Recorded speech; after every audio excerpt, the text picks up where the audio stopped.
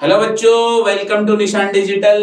बेटा आज पेपर था आपका साइंस का सीबीएसई का, जो कि बहुत ही अच्छा पेपर था। मैं ये नहीं कहूंगा बहुत इजी था, बट लेवल बहुत अच्छा था। बहुत हार्ड नहीं कह सकते, मॉडरेट लेवल था, पर क्वेश्चंस काफी अच्छे थे। बहुत लॉजिकल क्वेश्चंस इसमें थे। एक एक करके मैं केमिस्ट्री का सेक्शन लूंगा। यहाँ पे सेट नंबर 1 पे अपन स्टार्ट करते हैं बेटा। और जिस बच्चे ने भी केमिस्ट्री का या निशान क्लासेस का टेस्ट सीरीज ज्वाइन किया था ऑनलाइन या ऑफलाइन, उसको काफी हेल्प मिली होगी। बिकॉज बहुत सारे question same as it is वैसे के वैसे बैठे हैं और टेस्ट सीरीज का काफी फायदा हुआ है। और ये सारे क्लासरूम क्वेश्चंस हैं जो हम बता रहे हैं आपको, और सारे क्वेश्चन बहुत अच्छे हैं। अच्छा, सेट में सबसे बढ़िया बात, एक और बात बता दूं आपको कि सेट 1, 2 और 3 में काफी सारे क्वेश्चन सेम है। बिल्कुल सेम है। तो आपको पहले से सोल्व करवाते हैं। The volume ratio of hydrogen and oxygen gases liberated during electrolysis। बेटा याद करो, फर्स्ट चैप्टर में हमने इलेक्ट्रोलाइसिस ऑफ H2O का इलेक्ट्रोलाइसिस पढ़ा था। आपको याद हो तो डीकंपोजिशन रिएक्शन में मैंने कहा था बेटा कि ये जो आपका है ये H2O वाला क्वेश्चन था ना, याद करो। उसको मैंने H2 और O2 में तोड़ा था और 6 वोल्ट की बैटरी लगाई थी, याद करो ऐसा कुछ। तो इसका रेशियो जो होता है बेटा हाइड्रोजन का और ऑक्सीजन का, और ये रेशियो होता है बेटा 2:1 रेशियो होता है। कितना होता है बेटा? 2:1 रेशियो होता है इसका। ठीक है, ये आपको क्वेश्चन करवाया गया था। नेक्स्ट आगे क्वेश्चन की बात करें बेटा, अगले क्वेश्चन पे बढ़ जाते हैं। अगला ये पूछ रहा है, वो देखो क्वेश्चन क्या है, which of the following set of compound does not belong to same homologous series। अब होमोलोगस के लिए क्या पढ़ा था अपन ने? होमोलोगस के लिए पढ़ा था कि सेम सीरीज, यानी एल्केन हो तो फिर एल्केन होना चाहिए, एल्कीन है तो एल्कीन होना चाहिए। अब मुझे बताओ ये क्या है? एल्केन। कैसे पता चला? CnH2n+2 कर रहा है, ये भी CnH2n+2 कर रहा है। C2H6 क्या है बेटा? C2H6 नॉट बिलोंग बोल रहा है बेटा, डज नॉट बिलोंग। आप देखो ये सेम है, बिल्कुल मिल रहा है, कोई दिक्कत नहीं है। अब C2H6 का मतलब क्या हो गया बेटा? सिंपल सी बात है, देखो यहां पर कितने कार्बन है? 2 कार्बन, उससे डबल से 2 से जो ज्यादा है, तो यानी कि ये भी एल्केन है और ये भी एल्केन के लिए ये भी नहीं हो सकता। C3H8 एंड C5H12 ये भी एल्केन है, लेकिन C4H8 ये एल्कीन आ गया बेटा। क्या आ गया? ये एल्कीन आ गया, और ये आ गया आपका एल्केन। समझ में आ रही है बेटा बात? अरे क्लियर है? तो डी वाला ऑप्शन आपका बिल्कुल करेक्ट बैठता है। नेक्स्ट क्वेश्चन की तरफ बढ़ जाते हैं बेटा। अगला जो क्वेश्चन है वो क्या बोल रहा है? अरे वाह, मजा आ गया। ठीक है, which of the following amphoteric oxide। तो एम्फोटेरिक ऑक्साइड आपका होता है बेटा Al2O3। क्या होता है? ये बेसिक होता है, ये भी बेसिक होता है, ये एसिडिक ऑक्साइड होता है, लेकिन Al2O3 आपका एम्फोटेरिक ऑक्साइड होता है। यानी डी वाला ऑप्शन आपका यहाँ पे सटीक बैठता है। नेक्स्ट क्वेश्चन की तरफ बढ़ जाते हैं। नेक्स्ट क्वेश्चन क्या बोल रहा है? अगले क्वेश्चन पे देखो बेटा, study the following table and select the correct option. वो ये पूछ रहा है कि ये तो सारे सोल्ट दे रखे हैं, उस सोल्ट को बनाने के लिए कौन सा एसिड और कौन सा बेस यूज किया गया है, और उस सोल्ट की नेचर क्या है। ध्यान से सुनना, ऑप्शन चेक करते हैं बेटा अपन। NaCl एक सोल्ट है, बिल्कुल है। एसिड कौन सा यूज हुआ है? HCl। बेस कौन सा हुआ है? NaOH। तो नेचर ऑफ सोल्ट क्या होना चाहिए? न्यूट्रल होना चाहिए, लेकिन यहाँ बेसिक आ रहा है, यानी पहला ऑप्शन गलत हो गया। ठीक है, Na2CO3 बिल्कुल ठीक है। H2CO3 एसिड है, NaOH बेस है। न्यूट्रल सोल्ट नहीं हो सकता क्योंकि ये होना चाहिए बेसिक, तो ये भी गलत है। Na2SO4 बन रहा है, H2SO4 एसिड, ये बेस है, इससे एसिडिक नहीं भैया, इससे भी न्यूट्रल बनेगा। तो अगला वाला जो क्वेश्चन है आपका, ये वाला, ये एसिड, तो ये एसिड है और ये बेस है और बेसिक सोल्ट बनेगा। बिल्कुल करेक्ट ऑप्शन है डी वाला। कौन सा करेक्ट ऑप्शन है बेटा? डी वाला। अगले क्वेश्चन की तरफ बढ़ जाते हैं अपन। बढ़िया क्वेश्चन है, शानदार क्वेश्चन है। Which of the following will not undergo addition reaction। Note बेटा, पढ़ा करो क्वेश्चंस को, उसने अंडरलाइन किया हुआ है। कई बच्चे यहां पर यही गलती करते हैं कि हम नोट को पढ़ते ही नहीं है। कौन नहीं करता है? तो बेटा वो नहीं करेगा जिसमें सिंगल बॉन्ड होगा। अब इसमें से मुझे बताओ कौन सिंगल बॉन्ड है? C4H8 डबल बॉन्डेड है, C2H2 ट्रिपल बॉन्डेड है, एडिशन हो जाएगी। C2H4 डबल बॉन्डेड है, और C3H8 सिंगल बॉन्डेड है। यहां पर एडिशन नहीं, सब्स्टिट्यूशन होती है। तो ऑप्शन नंबर सी आपका यहां पर करेक्ट बैठता है। नेक्स्ट क्वेश्चन की बात करेंगे 22 वाला। यार एक तरह से माना जाए तो सीबीएसई ने लेवल इतना खास दिया नहीं है पेपर का, पेपर बहुत आसान था, बस आपको थोड़ा अच्छे से उसको पढ़ के सोल्व करना था, बाकी लॉजिकल था बट अच्छा क्वेश्चन थे सारे। 4 solution namely fructose, ethanol, hydrochloric acid and sodium. कौन कौन से बेटा, मैं लिख देता हूं यहाँ पे। एक तो है फ्रक्टोज, क्या है बेटा, एक तो फ्रक्टोज है, एथेनॉल है और HCl है और NaOH है, 4 दे रखे हैं आपको, ठीक है। सोडियम हाइड्रोक्साइड फिल्ड इन और 4 सेपरेट बीकर्स, 4 अलग अलग बीकर्स में इनको भरा गया है। कनेक्टेड बाय 1 इलेक्ट्रिक सर्किट लगा रखा और एक बल्ब लगा रखा। The solution which will the bulb will glow when current is pass. कौन से में करंट पास होगा भैया, ये आयोनिक नहीं है, ये आयोनिक नहीं, ये दोनों आयोनिक है, HCl और NaOH वाले में ऐसा हो सकता है। तो हाइड्रोक्लोरिक एसिड और सोडियम हाइड्रोक्साइड, यानी डी वाला ऑप्शन आपका करेक्ट बैठता है यहाँ पे। अरे वाह, मजा आ गया यार, क्या पेपर था भाई। ठीक है, नेक्स्ट आगे बात करेंगे 24 क्वेश्चन। 24 क्वेश्चन क्या बोल रहा है भाई, which gas is evolved when magnesium metal react with dilute HNO3।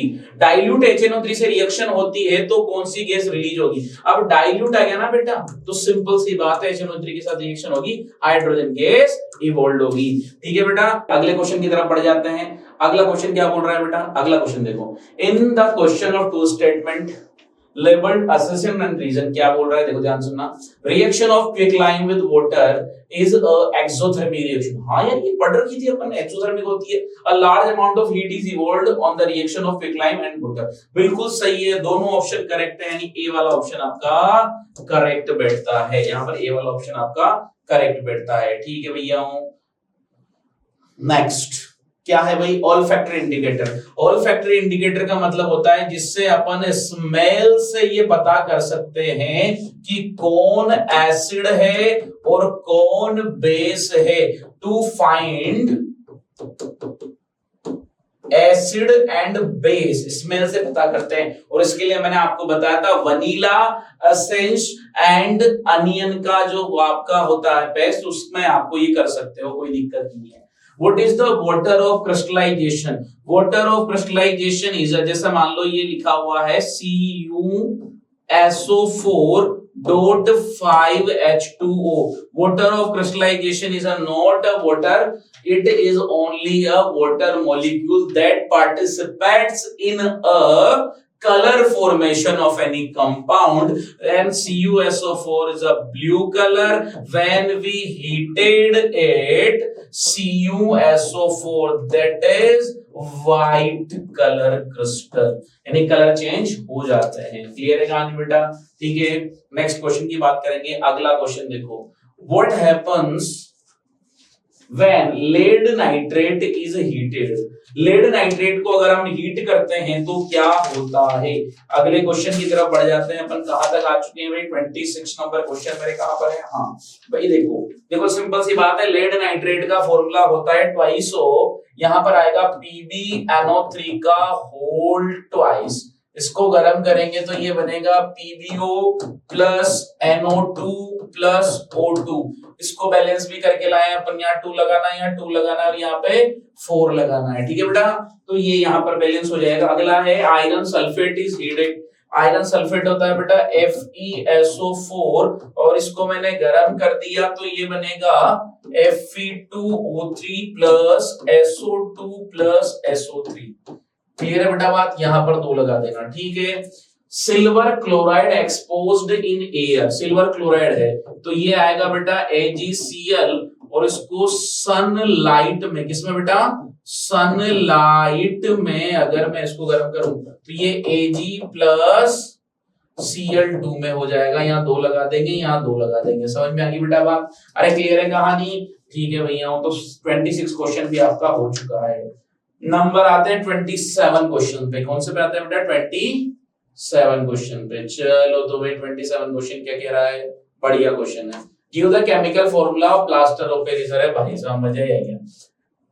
CaSO4.12H2O, ये होता है प्लास्टर ऑफ पेरिस का formula. Right the chemical equation and preparation. तो इसमें क्या करेंगे अपन, जिप्सम जो होता है CaSO4.2H2O, इसे बोलते हैं जिप्सम।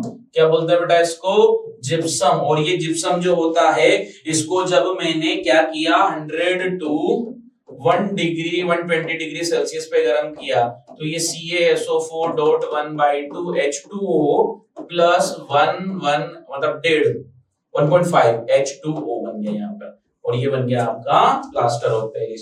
इसके यूजेस की अगर मैं बात करूं तो ये जो होता है बेटा, नंबर 1 तो है डेकोरेटिव मटेरियल।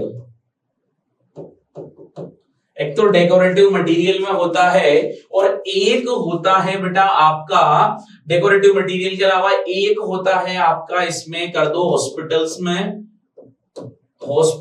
में जहां पर ये काम आता है, आपके फ्रैक्चर्ड बोन को जो प्लास्टर करते हैं उसमें काम आता है। ठीक है, name the acid present in ant sting, तो वो होता है बेटा फॉर्मिक एसिड, जिसको आप मिथेन क्या बोलते हैं बेटा, मिथेनोइक एसिड बोलते हैं। क्या बोलते हैं बेटा उसको, मिथेनोइक एसिड बोलते हैं।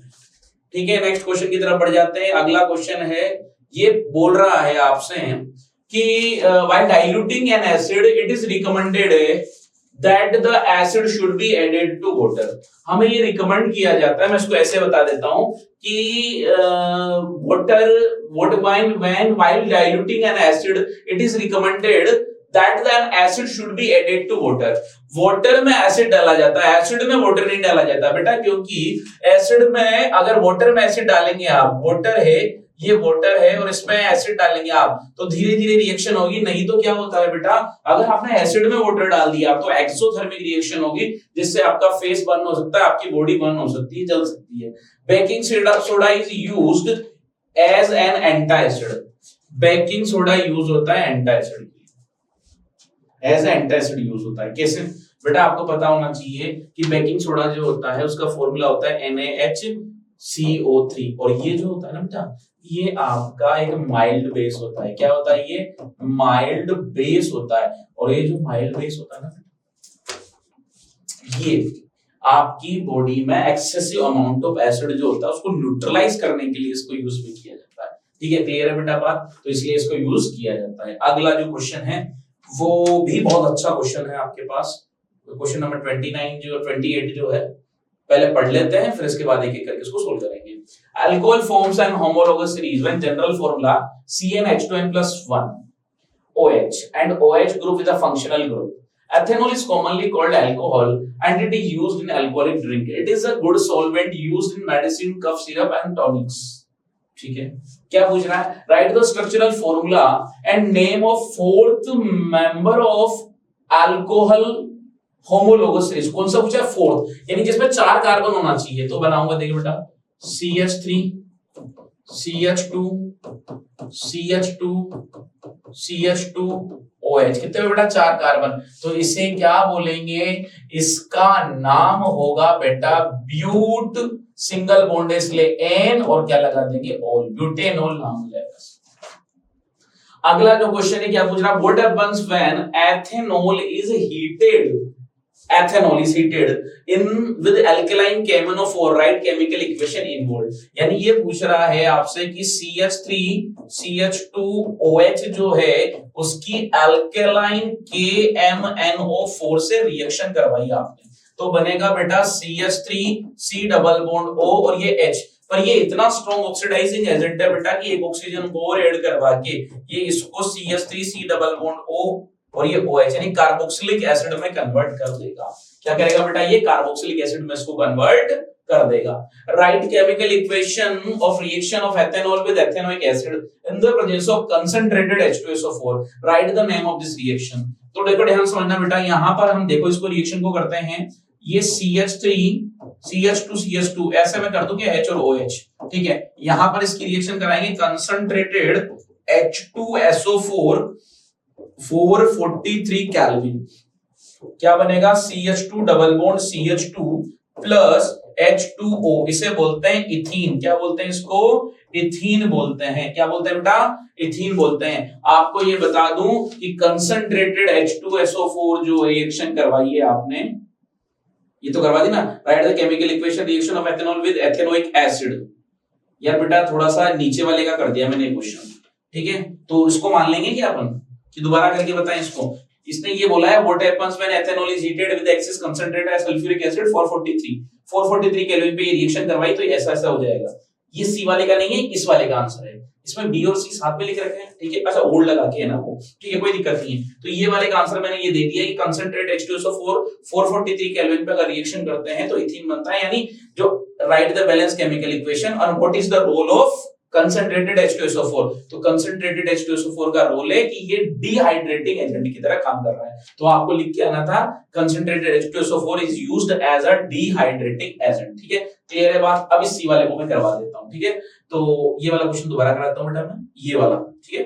तो इसका तो ये हो ही गया, इसका देखते हैं अपन, ठीक है। तो ये वाला मैं करा देता हूं उसको दोबारा, थोड़ा सा इसको थोड़ा यहाँ पे ले लेते हैं। और ये वाला मैं करा ही चुका हूं, अगले वाले को देखते हैं।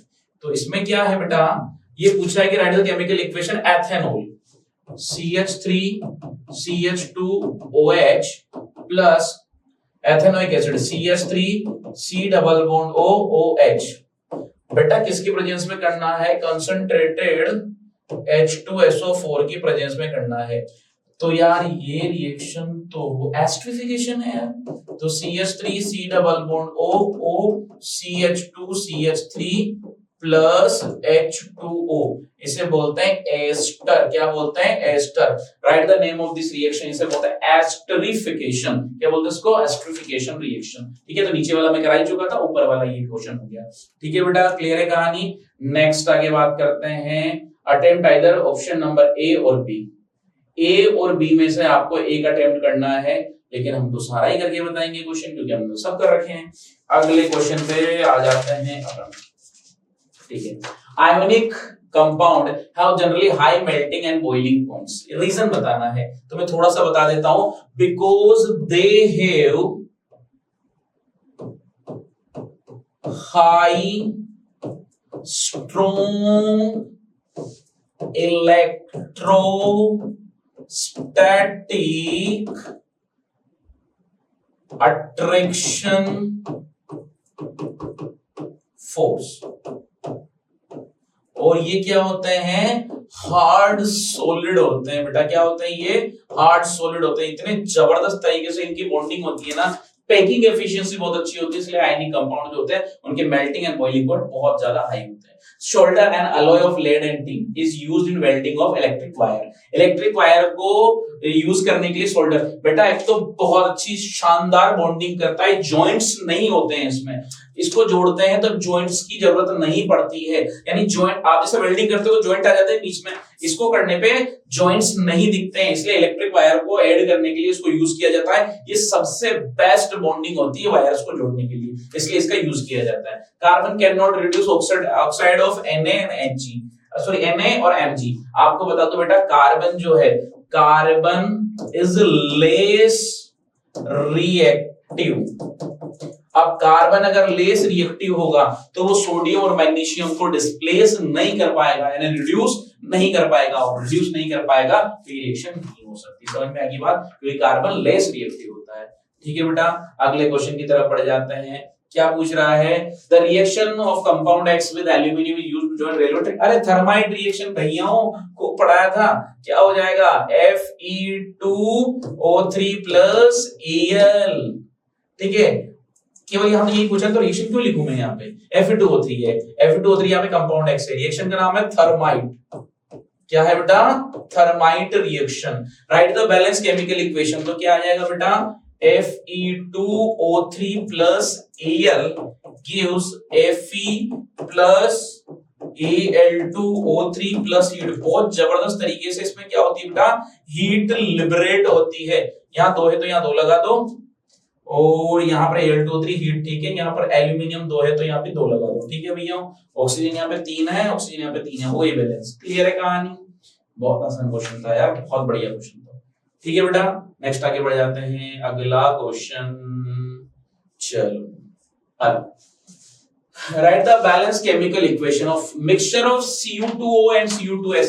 अरे रोस्टिंग कैंसिलेशन वाले क्वेश्चन में करवाया था मैंने यार बढ़िया से, आपका एक भी आउट ऑफ सिलेबस क्वेश्चन नहीं आया है, सारे नोट्स के क्वेश्चन है। Cu2O प्लस Cu2S, तो इसकी रिएक्शन करवाएंगे तो बनेगा आपका 6Cu प्लस SO2। ठीक है, समझ में आएगी बेटा, बात क्लियर है। तो यहाँ पर आपका कॉपर बन गया और SO2 गैस बाहर निकल जाएगी। ZnS is heated in the presence of oxygen। ये ZnS है, इसकी रिएक्शन करवाएंगे ऑक्सीजन से, क्या बनेगा ZnO प्लस SO2। क्लियर है बेटा बात, ठीक है। Give the reason of following. The wire carrying current in home have a coating of PVC। PVC की कोटिंग क्यों करी जाती है? क्योंकि PVC होता है एक तरह का इंसुलेटर। PVC प्लास्टिक पॉलीवाइनिल क्लोराइड के जो वायर होते हैं, वायर की कोटिंग होती है, वो इसलिए होती है because they are the insulator of, क्या होते हैं बेटा, किसके इंसुलेटर होते हैं? ये इंसुलेटर होते हैं किसके? इलेक्ट्रिसिटी के, बहुत ज्यादा। PVC are insulator of electricity. क्या होता है बेटा? इलेक्ट्रिसिटी के क्या होते हैं? ये इंसुलेटर होते हैं। To make hot water tanks copper is used and not steel. देखो बेटा, हॉट वाटर टैंक के लिए कॉपर को इसलिए यूज किया जाता है क्योंकि कॉपर ड्यूरेबल होता है, आराम से, कोई दिक्कत नहीं है, रिएक्शन नहीं करता है हॉट वाटर टैंक से, तो आराम से उसकी रिएक्शन नहीं होती है, तो कॉपर सेफ है। बट स्टील में क्या होता है? आयरन भी होता है, तो धीरे धीरे धीरे धीरे धीरे क्या होगा? मैं ऐसा नहीं कह रहा कि रस्टिंग लग जाना, बहुत जल्दी लग जाएगी, बट इसमें कहीं ना कहीं स्टील में हो सकता है ऐसा, लेकिन कॉपर में ऐसा नहीं होता। कॉपर इतना रिएक्टिव नहीं होता है कि वो उनसे रिएक्शन कर ले, लेकिन स्टील में आयरन होने की वजह से ऐसा हो जाता है। Show the formation of ionic compound CaO with electron dot structure। ध्यान सुनना बेटा, ये Ca है और ये O है। मैंने ये बताया था आपको इलेक्ट्रॉन डॉट स्ट्रक्चर में कैल्शियम में कितने डॉट होते हैं? 2 डॉट होते हैं। ऑक्सीजन में कितने होते हैं बेटा? ऑक्सीजन में 6 डॉट होते हैं, 1 2 3 4 5 6। इसको 2 की जरूरत है, ये 2 दे देगा, -2 इलेक्ट्रॉन, तो क्या आ जाएगा बेटा? Ca2 प्लस, ऑक्सीजन पे 2 माइनस, और क्या बन जाएगा? CaO, इलेक्ट्रॉन डॉट स्ट्रक्चर बन गई। तो इसको चाहो तो आप ऐसे भी लिख देना, CaO, O लगा दिया, 1 2 3 4 5 6 और 1 2 6 और 2 8। ठीक है, यहाँ पर ये हो गया, बस सिंपल सी बात है। आप ऐसे बनाओ, कोई दिक्कत नहीं है। ये आपका फर्स्ट नंबर का सेट था, तो इस फर्स्ट नंबर के सेट में आपको देखा होगा सारे क्वेश्चंस इजी होंगे, और इजी होंगे क्या, इजी ही हुए हैं, मैंने सारे सोल्व करा दिए हैं। एक एक क्वेश्चन आपको बहुत अच्छे समझा है। हाँ, आप चेक कर लेना बेटा, टेस्ट सीरीज में से, अपने पेपर में से, अपने नोट्स में से, कहीं बाहर से, इसके बाहर कुछ आया ही नहीं है, पूरा कंप्लीट यहीं से। तो सेट नंबर 2 अब स्टार्ट करते हैं, तो चलिए शुरू करते हैं सेट नंबर 2। ठीक है बेटा, तो सेट 2 पे आ चुके हैं बेटा, तो सेट 2 स्टार्ट करते हैं। इसमें कुछ क्वेश्चन है जो सेम है, मैं आपको बता दूंगा कौन कौन से क्वेश्चन है जो सेम है। स्टार्ट करते हैं एक एक करके। तो बेटा, ये जो फर्स्ट क्वेश्चन है ये आपका सेट नंबर 1 का ही है, यानी सेट फर्स्ट में भी यही क्वेश्चन था आपका, तो ये भी सेम है। सेट नंबर फर्स्ट का ये भी सेम है। ये क्वेश्चन मैं पहले करा चुका हूं, आप वीडियो के फर्स्ट में देख सकते हो। अगला वाला जो क्वेश्चन है, इस वाले क्वेश्चन को पढ़ लेते हैं। In the following the diagram, if acetic acid of same concentration is taking the place of dilute sulfuric acid। अब सल्फ्यूरिक एसिड की जगह आप वीक एसिड काम में ले रहे हो। अब वीक एसिड जब काम में लेते हो ना बेटा, तो कहीं ना कहीं आपको हाइड्रोजन गैस जो मिलेगी वो कम मिलेगी, तो amount of hydrogen gas evolved is less amount, यानी सी वाला ऑप्शन यहाँ पे करेक्ट मिलेगा, यानी आपको अब हाइड्रोजन गैस जो है वो कम मिलेगी। नेक्स्ट क्वेश्चन की तरफ बढ़ जाते हैं बेटा, तो अगले क्वेश्चन की तरफ बढ़ जाते हैं। जो जो सेम होंगे वो सारे क्वेश्चन मैं आपको बताता जाऊंगा। ठीक है, अगला क्वेश्चन है क्वेश्चन नंबर 20। तो देखते हैं बेटा ये क्या है। 20 क्वेश्चन है, ये भी सेम है बेटा, सेट 1 में ये आ चुका है, तो ये भी सेम क्वेश्चन हो गया। अगले वाले क्वेश्चन की तरफ बढ़ जाए, 21 है, ये भी सेट नंबर 1 में आ चुका है, सेट नंबर 1 में है। ये क्वेश्चन भी आप पहले वीडियो के शुरुआत में देख सकते हो। ये वाला जो क्वेश्चन है 22, ये भी सेम है। और 23 जो क्वेश्चन है ये आपका नया क्वेश्चन है, तो ये मैं करा देता हूं। On the reaction will dilute HCl, the following pair will metal और हाइड्रोजन गैस इवॉल्व। अब जो रिएक्शन, जो मेटल ज्यादा रिएक्टिव होगी ना बेटा, वही HCl से रिएक्शन करेगी। कॉपर और जिंक, जिंक तो कर लेगी यार, कॉपर नहीं कर पाएगी। कॉपर नहीं कर पाएगी, आयरन कर लेगी। सिल्वर सिल्वर नहीं करेगी, मैग्नीशियम कर लेगी। लेकिन मैग्नीशियम और एल्यूमिनियम दोनों ही रिएक्टिव मेटल है बेटा, तो ये दोनों की दोनों इस रिएक्शन को आराम से कर सकती है, यानी ऑप्शन नंबर डी यहाँ पे करेक्ट बैठता है। आगे क्वेश्चन की तरफ बढ़े बेटा, 24 जो क्वेश्चन है, 24 जो क्वेश्चन है, डिट्टो ऐसा का ऐसा ही सेट नंबर 1 में आया है, कोई दिक्कत नहीं है। आप वीडियो की शुरुआत में देख सकते हो, जो सेट 1 में मैंने क्वेश्चन करवाए हैं सेम क्वेश्चन है, कोई चेंजेस नहीं है। ठीक है भैया, अगला आ जाते हैं। अगले क्वेश्चन की तरफ, व्हाट इज यूनिवर्सल इंडिकेटर। अब यहां पर यूनिवर्सल इंडिकेटर क्या होता है बेटा, मिक्सचर ऑफ, ये होता है बेटा मिक्सचर ऑफ डिफरेंट इंडिकेटर। क्या होता है बेटा, ये डिफरेंट इंडिकेटर, जिसमें क्या होता है मिक्सचर ऑफ कलर्स होते हैं। क्या होते हैं बेटा, मिक्सचर ऑफ कलर्स होते हैं। ठीक है, ये pH से वैल्यूएबल होता है, 0 से 14 इसकी वैल्यू होती है, 7 पे न्यूट्रल होता है, 0 से 7 में एसिडिक, 7 to 14 यहां पर बेस होता है, और ये वाला बेटा न्यूट्रल होता है, acid base and neutral. Clear है कहानी। ठीक है, नेक्स्ट आगे क्वेश्चन है बेटा, अगला क्वेश्चन क्या है, ये वाला क्वेश्चन क्या बोला है, कैल्शियम कार्बोनेट इज हीटेड। अब कैल्शियम कार्बोनेट को हीट करना है बेटा, तो CaCO3 ये डिकम्पोजिशन रिएक्शन होगी, क्या बना CaO प्लस CO2। क्लियर कहानी। सिल्वर ब्रोमाइड यानी AgBr, गरम करो बेटा इसको, क्या बनेगा, यहां 2 लगा दूंगा तो Ag प्लस Br2, रिएक्शन हो गई, आराम से कर लो, कोई दिक्कत नहीं है। Lead is added to copper chloride solution, lead यानी Pb CuCl2, क्या बना बेटा PbCl2 प्लस CO, डिस्प्लेसमेंट रिएक्शन, बैलेंस भी हो चुकी है रिएक्शन। क्लियर है कहानी। अगले क्वेश्चन की तरफ बढ़ जाते हैं बेटा। अगला क्वेश्चन देखो क्या बोल रहा है, गिव द केमिकल फॉर्मूला। अरे भैया सेट नंबर 1 का क्वेश्चन है, सेट नंबर 1। ठीक है, एंटिस्टिंग वाला वाइल्ड एल्बिटिक, ये भी सेट नंबर 1 में आ चुका है। ठीक है, क्लियर है बेटा बात। अगला वाला क्वेश्चन 28 क्वेश्चन भी आपका सेट नंबर 1 का है, सेम रिपीट हो रहा है। ठीक है, इसके लिए आप वीडियो शुरू करिए, उसमें सारे क्वेश्चन करवा दिए हैं मैंने। Ionic compound generally have high melting point, electric wire, बिल्कुल सही, सेट नंबर 1 का क्वेश्चन है।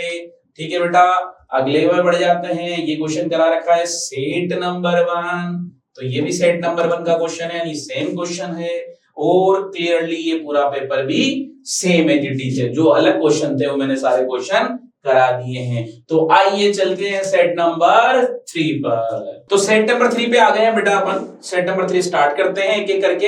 अब क्वेश्चंस मैं बता देता हूं आपको, इसमें क्वेश्चंस बहुत सारे सेम है, केमिस्ट्री का ये सेक्शन आ गया अपना। तो ये देखो, पहला ही क्वेश्चन सेट नंबर 1 का है, दूसरा क्वेश्चन सेट नंबर 1 का है, यानी क्वेश्चंस करते जाओ बस आप, यहां पर सारा सेम मिलेगा। अगला जो क्वेश्चन है वो क्या बोल रहा है, मैग्नीशियम रिबन को बर्न करने से पहले white flame and changes into white colour and shown the diagram. Diagram में देख रखा है, ये रिबन है, जला रहे हैं, क्या हो रहा है, मैग्नीशियम ऑक्साइड बन गया है। तो ये पूछ रहा है कि पाउडर डिसॉल्व्ड इन वाटर, तो वो किसको किस कलर में चेंज करेगा। तो बेटा आपको बता दूं, मैग्नीशियम ऑक्साइड जो बनेगा इसमें, ठीक है, और मैग्नीशियम ऑक्साइड जो बनेगा बेटा आपका, वो होगा बेसिक नेचर का, और बेसिक नेचर का जो होता है वो रेड को ब्लू लिटमस में चेंज करता है, यानी बी वाला ऑप्शन आपका करेक्ट है।